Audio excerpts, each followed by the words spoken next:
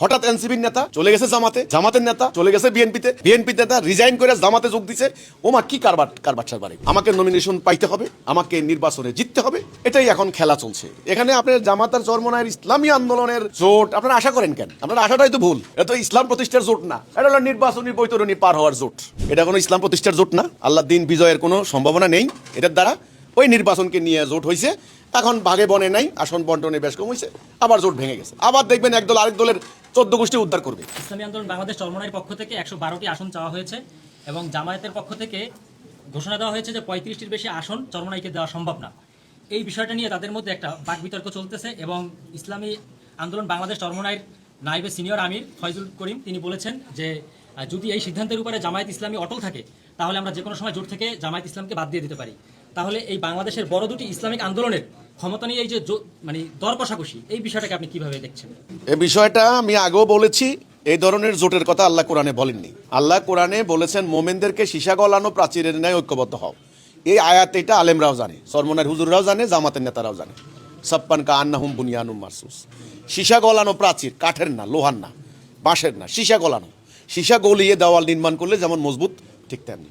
তারপর কি করতে বলছেন? আল্লাহর দিন প্রতিষ্ঠা লড়াই করতে বলছেন।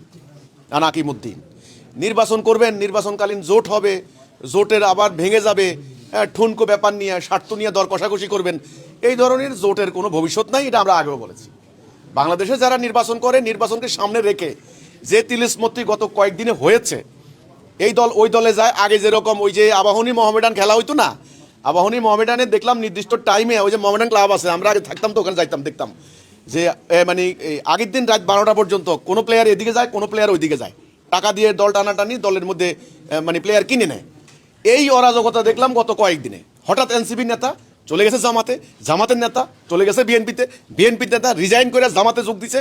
ওমা কি কারবার সারবার এগুলা।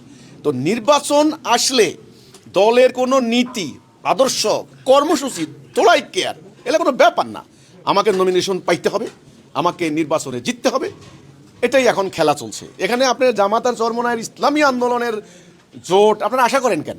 আপনার আশাটাই তো ভুল। এটা তো ইসলাম প্রতিষ্ঠার জোট না, এটা হলো নির্বাচনী বৈতরণী পার হওয়ার জোট। এখন স্বার্থের জন্য ঐক্য হয়েছেন, এখন ভাগে না বনলে ঐক্য ভেঙে যাবে। এটা হতবাক করার কি আছে? আপনি কিভাবে দেখছেন, আমি কিভাবে দেখবো? আপনারা যেভাবে দেখেন আমি সেভাবে দেখতেছি। পত্রিকা যা আসে তাই তো। আমি কি তাদের স্ট্যান্ডিং কমিটিতে আছে নাকি যে ইন্টারনালি কি আছে না আছে?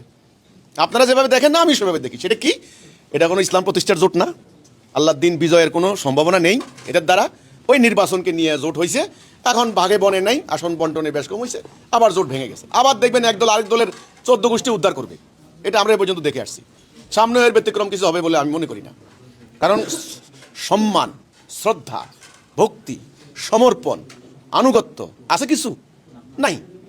প্রত্যেকের ভিতরে সন্দেহ, দ্বিধা, স্বার্থ, খুব স্বার্থের হিসাব করে, কড়ায় গণ্ডায়। এটা কি ইসলামের জন্য হয়?